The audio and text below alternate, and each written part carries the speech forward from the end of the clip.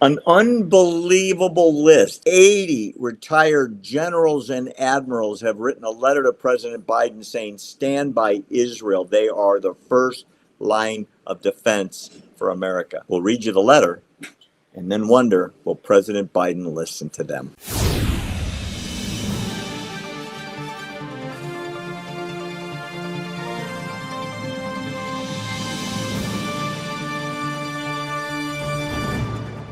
Let's kick it off with a letter that has just been released a few days ago. It is signed by 80 former generals and admirals in the American military. 80. The letter says, Israel stands on the front lines of the fight for civilization. And given our experience as retired American military leaders, we are very concerned about the security impacts of increasingly strained U.S.-Israel ties as Israel becomes a growing source of domestic division, the group wrote in the letter. We feel compelled to declare that a strong Israel is vital to the United States' national security, and it is imperative that America unequivocally stands by this indispensable ally. The letter named Iran and its terror proxies as barbaric, declaring them enemies of the United States and everything we stand for. Against these barbaric enemies, Israel stands on the front lines of the fight for civilization. Look at this list, Will, of who signed. I mean, this is a who's who of generals and admirals, all very big names, the leaders of millions in uniform across all military services in the United States.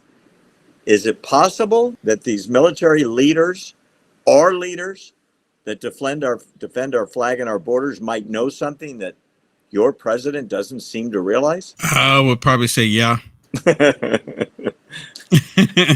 Yeah. Short answer. Well, give me That's a longer long list. Yeah, this is like former head of U.S. Central Command Frank McKenzie's on there. Past Supreme Allied Commander of Europe General Philip Breedlove is on there.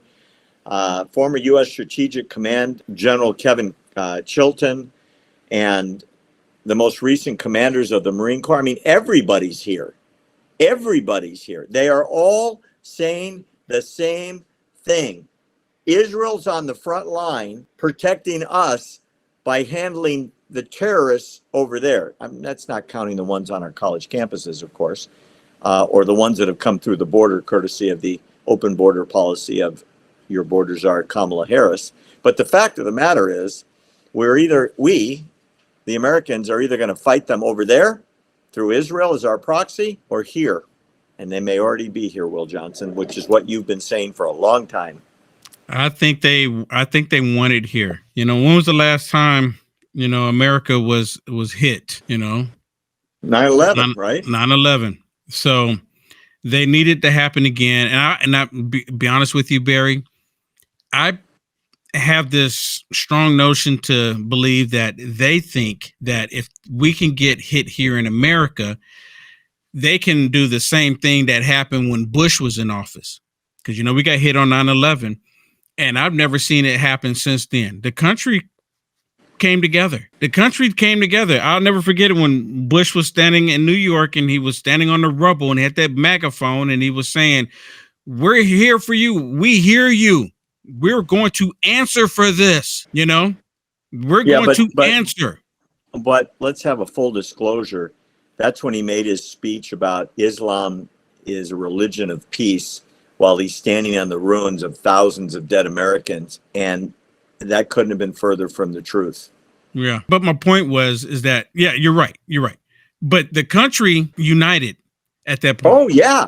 The country united. And Democrats. Absolutely. The country united. And, I never did really care for Bush, but the country did unite at that point.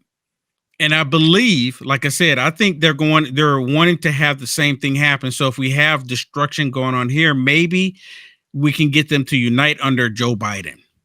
And then Joe Biden come out, hopefully he doesn't mess up the teleprompter and unite the country. Fair statement. I would strongly advise those out there in ATP land that haven't looked at the list, take a peek.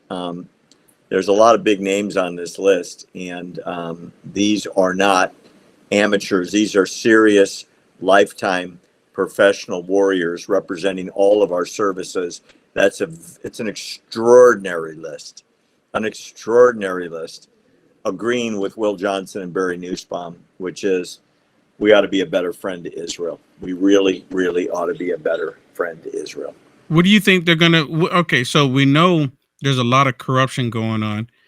Is it maybe these people on this list are now a new target for the DOJ?